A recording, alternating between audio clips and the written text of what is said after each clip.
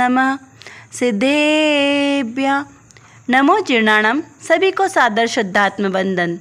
भाद्रपद शुक्ल षष्ठी का आज यह शुभ मंगल दिवस 10 लक्षण महापर्व का द्वितीय दिवस आज उत्तम मार्दव धर्म का दिवस मनाया जाएगा और इसी उपलक्ष्य में आज सोनगढ़ से प्रसारित होने वाला संदेश उत्तम मार्दव धर्म की विशेषता को बताने वाला है। आज का यह संदेश जो श्री कार्तिकेय अनुप्रेक्षा जी ग्रंथ के आधार से स्वामी कार्तिकेय स्वामी के द्वारा लिखित यह ग्रंथ बहुत ही सुंदर ग्रंथ है चरणानियोग का, जिसमें 12 भावनाओं का स्वरूप बहुत ही सुंदर तरीके से चित्रित किया गया है। तो आइए देखते हैं इस संदेश में कौन सी विशेष बात आई है। तो पाठ करते हैं। उत्तम मार्दव धर्म। जो मुनि उत्तम ज्ञान से प्रधान हो, उत्तम तपश्चरण करने का जिसका स्वभाव होने पर भी जो अपने आत्मा को मान रहित करे, उस मुनि के मार्दव नामक धर्म रत्न होता है। देखिए ये कितना अच्छा संदेश है, सरल भाषा में निबद्ध किया हुआ है। तो देखते हैं इसका क्या मतलब निकला। यहाँ क्या बात कही। जो मुनि यानी कौन से मुनि? जो निर्ग्रंथ दिगंबर मुनि हैं, जो इस प्रकार 10 लक्षण रूप धर्म से सुशोभित है, ऐसे 10 धर्म रूप गुणों के धारक है, ऐसे महामुनि की यहाँ पर बात चल रही है। तो कैसे है महामुनि? उत्तम ज्ञान से प्रधान, उत्तम यानी सर्वोत्कृष्ट ज्ञान से प्रधान, उत्तम तपश्चरण करने का जिसका स्वभाव होने पर भी जो अपने आत्मा को मान रहित करे, यानी जिनका ज्ञान भी उत्कृष्ट, तपश्चरण भी उत्कृष्ट, ऐसे उत्कृष्ट तपश्चरण और ज्ञान के धारक होने पर भी जिन मुनि के अंदर उनके स्वभाव में अभिमान नहीं हो, मान नहीं हो, अहंकार नहीं हो, घमंड नहीं हो, ऐसे निरभिमान मुनिराज की यहाँ पर बात चल रही है। क्यों? क्योंकि वो किसके कौन से गुण के धारक हैं? उत्तम मार्दव गुण के धारक है। तो ऐसे महामुनिराज, अब यहाँ पे उत्तम शब्द सम्यक दर्शन का प्रतीक है, मार्दव यानी सरलता। तो जिनके हृदय में इतनी सरलता है, मान कषाय का रंच मात्र भी नहीं है, या कहना कि लेश मात्र भी जिनके अंदर मान कषाय नहीं है, ऐसे निरभिमानी महामुनिराज की यहाँ पर चर्चा चल रही है। तो वे कैसे हैं मुनिराज? कि वे जिनका स्वभाव होने पर भी वे अपने आत्मा को मान रहित करें, उन महामुनिराज को मार्दव नामक धर्म रत्न होता है। देखिए यहाँ पे मार्दव को यानी सरलता को धर्म रत्न की उपमा दी है कि ऐसे महामुनिराज जो इस प्रकार मार्दव गुण को धारक है, वे धर्म रत्न हैं। तो ऐसे जो निर्ग्रंथ महामुनिराज होते हैं वह कैसे होते हैं? मान रहित। अच्छा, अभी हम यहाँ पर एक प्रश्न उठ सकता है कि मान होने से ऐसे क्या बुरा हो जाएगा यदि हमें थोड़ा सा मान हो जाए? अरे यदि हमने कोई बहुत अच्छा कार्य किया है और थोड़ा सा अगर हमने कह दिया कि हाँ ये कार्य हमने किया, हमने बहुत अच्छा किया, अगर थोड़ा बहुत मान हो भी गया तो उसमें क्या बुराई हो जाएगी? तो यहाँ पर ये कहा कि अगर रंच मात्र भी मान कषाय है तो आपको सम्यक्त रूपी जो धर्म है वो अंदर में प्रकट नहीं हो सकता, क्योंकि सम्यक दर्शन के लिए, उसकी उत्पत्ति, उसके अंकुरण के लिए भावभूमि का नरम होना बहुत आवश्यक है। तो भावभूमि कब नरम होगी? जब उसमें कषाय आदि का सद्भाव नहीं रहेगा। क्रोध कषाय, मान कषाय मार्दव गुण को ग्रहण नहीं करने देगी। इस प्रकार दोनों ही दुख के कारण है, आत्म स्वभाव के घातक होने के कारण ये आत्मा के गुण नहीं है। अभी हम उत्तम मार्दव धर्म को अगर देखें तो आत्मा और मान कषाय के भेद को अनुभव करके मान को छोड़ना, उसका नाम क्या है? मार्दव गुण। मार्दव परिणामी को साधु पुरुष भी साधु मानते हैं और कठोरता रहित पुरुष ही ज्ञान का पात्र होता है ना। अगर कठोरता होगी तो आपको ज्ञान का प्रवेश उसमें ग्रहण नहीं होगा। तो कठोरता रहित पुरुष वही ज्ञान का पात्र कहलाएगा। समस्त धर्म का मूल, समस्त विद्याओं का मूल विनय है और विनय इसमें नी धातु है, इसका अर्थ होता है ले जाना। यानी कि विनय का अर्थ यहाँ पर लेना कि विशिष्ट प्रकार से ज्ञान को ले जाना, उसे कहा है विनय। तो जिसके अंदर विनय गुण नहीं होगा उसके अंदर धर्म का प्रवेश नहीं होगा, क्योंकि समस्त धर्म का मूल, समस्त विद्याओं का मूल विनय है ना। विनय परम आभूषण है। कोमल परिणामी में ही दया का भाव रहता है। मार्दव से स्वर्गलोक की अभ्युदय संपदा तथा निर्वाण की अविनाशी संपदा प्राप्त हो जाती है। जैसे पाषाण में जल प्रवेश करता है, उसी प्रकार सद्गुरुओं का उपदेश कठोर पुरुष के हृदय में प्रवेश नहीं करता। अभिमानी का समस्त लोग बिना किए ही बैरी हो जाता है। परलोक में तिर्यंच तथा अति नीच मनुष्य में अनंत काल तक अनेक प्रकार से तिरस्कार का पात्र होता है। अभिमानी किसी को भी प्रिय नहीं लगता, अतः कठोरता छोड़कर मार्दव भावना ही निरंतर धारण करना चाहिए। देखिए, जैसे एक घमंड किस तरीके से, एक गुब्बारे की तरह आप घमंड को देखिए कि गुब्बारा कैसे होता है। जिस तरह गुब्बारे में हवा भरी रहती है और वह कैसा होता है, ऊपर की ओर उठता रहता है। जैसे ही हवा निकल जाती है तो गुब्बारा भी ज़मीन पर गिर जाता है। उसी प्रकार घमंडी व्यक्ति भी जब तक उसका घमंड रहता है तब तक वो घमंड के नशे में चूर होकर अपने आप को ही सब कुछ समझता है, सबसे बड़ा, सबसे ज़्यादा ज्ञानी मानता है। और उत्तम मार्दव धर्म घमंड अर्थात अहंकार को दूर करके व्यक्ति को विनम्र बनाता है। मार्दव धर्म आत्मा अर्थात निजात्मा स्वस्वरूप का धर्म है। जहाँ मृदु भाव या नम्रता नहीं, वहाँ धर्म भी नहीं, और वहाँ विनय, व्रत, तप, दान, पूजा इत्यादि जो मानव करता है वो भी वहाँ पर गुण नहीं होते। विनय भाव के बिना सभी व्यर्थ गिना जाता है। और कहते हैं ना कि मैंने यह किया, मैंने ऐसा कार्य किया, मैंने बहुत अच्छा खाना बनाया, मैंने इतना अच्छा व्यवस्था की। ये मतलब जो मैं पना है ना कि मैंने किया, अन्य कोई मेरे समान ऐसा कार्य नहीं कर सकता। तो इस तरह जो कह कर मान कषाय को बढ़ाता है ना, पुष्ट करता है, वह अपनी आत्मा को ठगता है और दुनिया को भी ठगता है। इस प्रकार से समझना चाहिए। विनम्र वो नहीं जो बड़े को सम्मान दे, अपितु वह है जो छोटों का भी मान रखे। ज़्यादा बोलने वाले को अभिमान होता है और कम बोलने वाले का मान होता है। अपनी प्रशंसा सुनकर सब सुखी होते हैं। धर्मी तो वह है जो दूसरों की प्रशंसा सुनकर सुखी हो।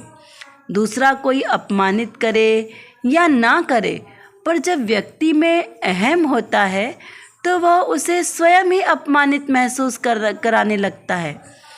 तुम्हारे मन में अहम नहीं तो कुछ ही बोल दो, बहुत कुछ भी बोल दोगे तो भी कोई फर्क नहीं पड़ता। तो जो जितना अहंकारी होता है वो उतना ही मान चाहता है। वो कहते हैं ना, मनुष्य जाति में मान की प्रधानता है। तो जितना मान चाहता है, प्रसंग मिले या ना मिले, उसे उसका फ़र्क नहीं पड़ता, लेकिन उसे हर बात में अपना मान पुष्ट करना होता है। यदि उसको मान ना मिले ना तो वो अपने आप को अपमानित महसूस करता है और वो अंदर से अशांति उत्पन्न करता है। उसका चित्त कभी भी शांत नहीं रहेगा, उद्वेग से भरा रहेगा, हमेशा विचलित बना रहेगा। कभी किसी को नीचा दिखाने का हमें भाव नहीं करना चाहिए। देखिए, कई बार ऐसा भाव होता है ना कि हम अपने आप को ऊंचा दिखाने के लिए किसी और को नीचा दिखाएं, तो इस प्रकार के परिणाम ज्ञानी जीव को नहीं होने चाहिए। ये अहम है क्या? अपने आप को सच्चा और अच्छा ऊंचा बताना, ये भी क्या है? अहम है।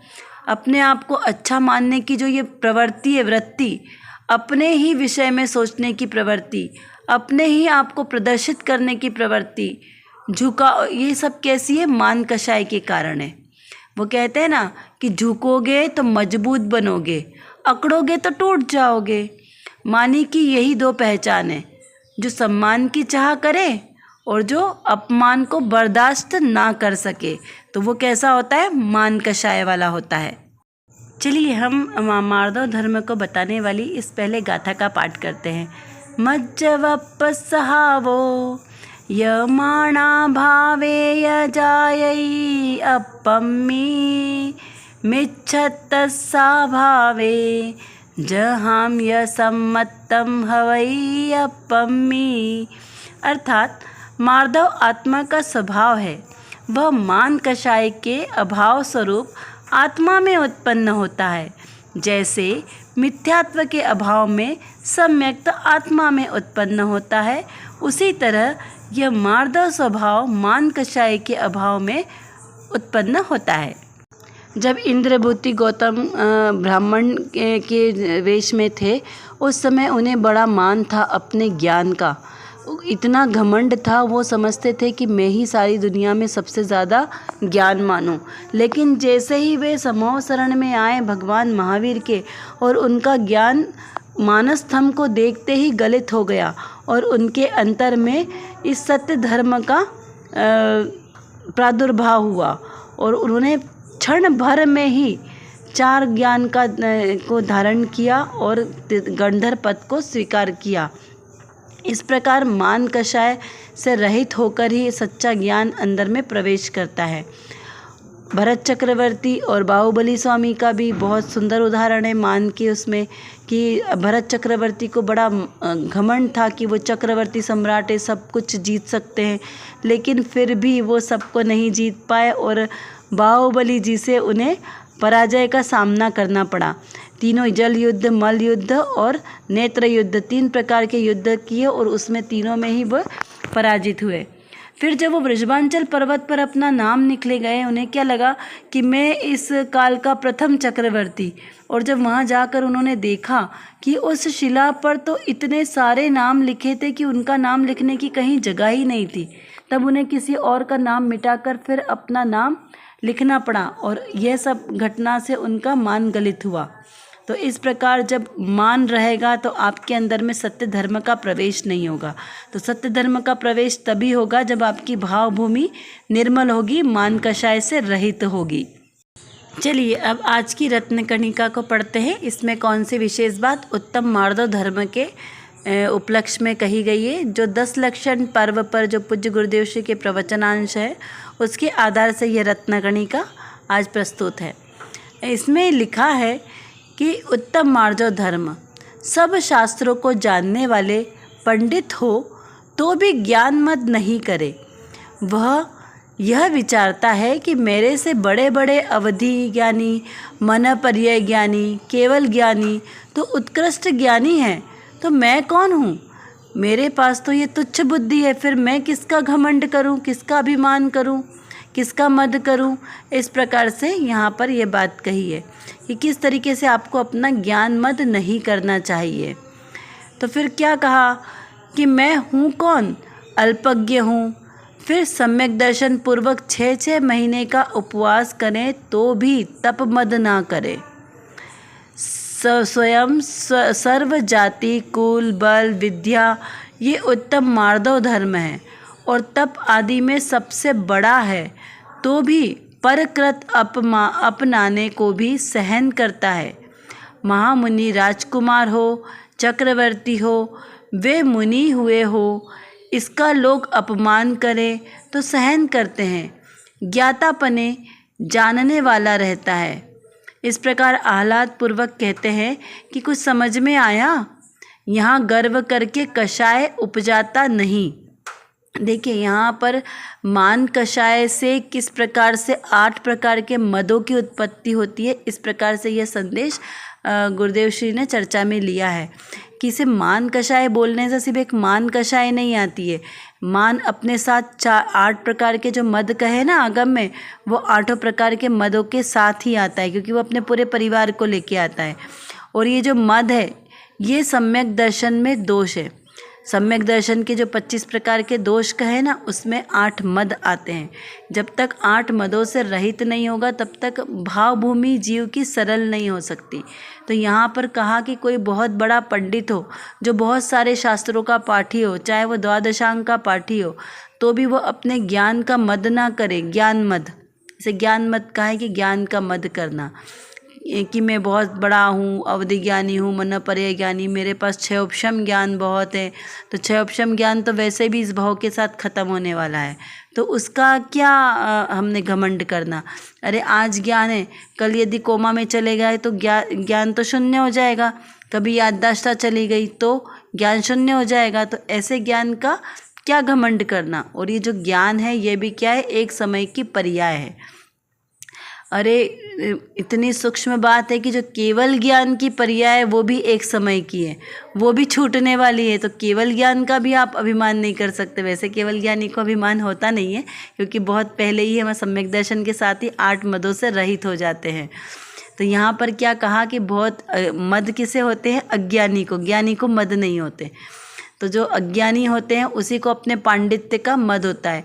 या फिर मैं तपस्वी हूँ, मैं 6-6 महीने का उपवास करता हूँ, 1-1 महीने का, वो कहते हैं ना मासोपवास वाले जो मुनिराज होते हैं कि 1-1 महीने का उपवास करते हैं, फिर एक पारणा करते हैं, फिर 1-1 महीने का उपवास करते हैं, कोई 6-6 महीने का उपवास करते हैं। तप वाले, तप, घोर तप, महातप धारी जो मुनिराज होते हैं वे अपने तप का अभिमान करे कि मैं इतना तपस्वी हूँ, या अपने जाति, कुल, बल, विद्या, इस प्रकार के 8 मदों का यदि आप मद करें तो वो कैसा होता है, वह सच्चा ज्ञानी नहीं कहलाता। तो उत्तम मार्जव धर्म और तप आदि में सबसे बड़ा है कौन सा, उत्तम मार्जव। क्योंकि तप आदि तो अज्ञानी को भी हो जाते हैं, लेकिन जिसने उत्तम मार्जव धर्म को अंगीकार किया तो वही सबसे बड़ा तपस्वी कहलाएगा। और इस प्रकार जो कोई कहे कि अरे मैं महामुनिराज हूँ, मैं चक्रवर्ती हूँ, मैं राजकुमार हूँ, यानी अपने वैभव का मद दिखाए। क्योंकि ऐश्वर्य भी एक प्रकार का मद है ना, 8 मदों में से प्रभुता। तो इस प्रकार अपना प्रभुत्व दिखाए, तो इस प्रकार का लोगों का अपमान करे तो वो भी कैसा होगा, ज्ञानी की श्रेणी में नहीं आएगा।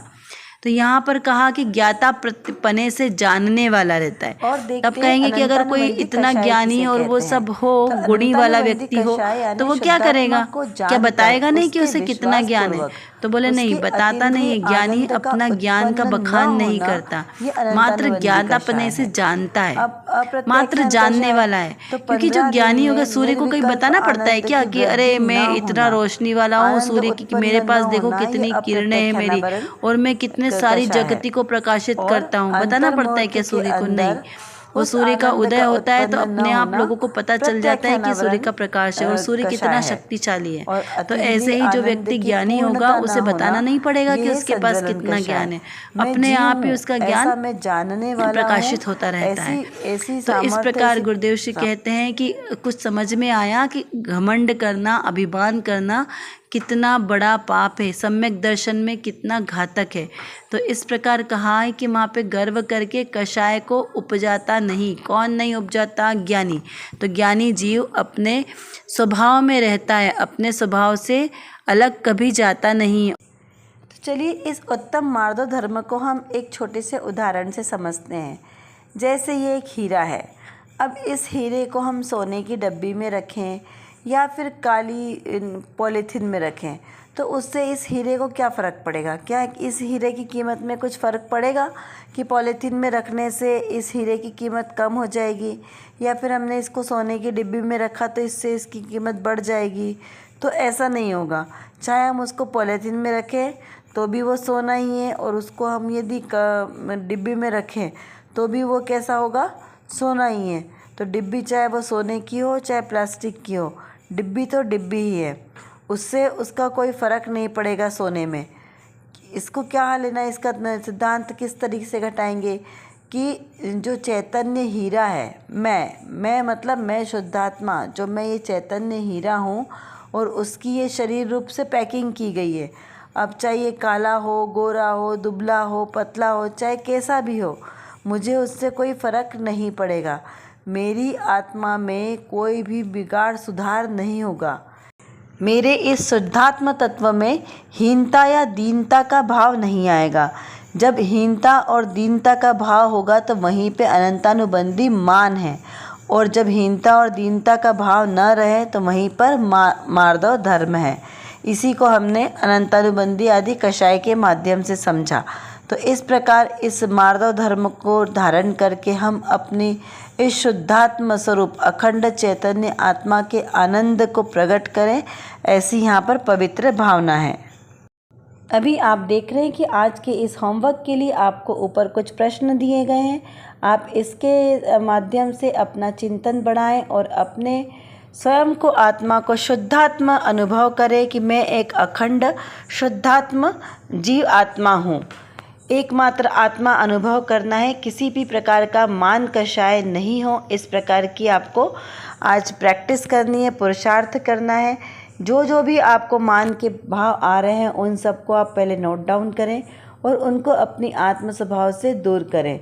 इस प्रकार बारंबार पुरुषार्थ से प्रैक्टिस करने से धीरे धीरे ये जो मान कषाय आदि के भाव हैं वे आत्मा से दूर हो जाएंगे।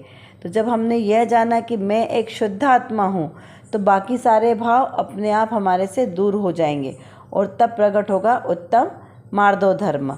तो इसी प्रकार आप अपनी चिंतन धारा को बढ़ाते रहें। आज हमारी इस कक्षा का समय भी पूर्ण हो गया है, तो हम अगले विषय के साथ अगली कक्षा में मिलेंगे। तब तक के लिए आप सभी को सादर जय जिनेंद्र।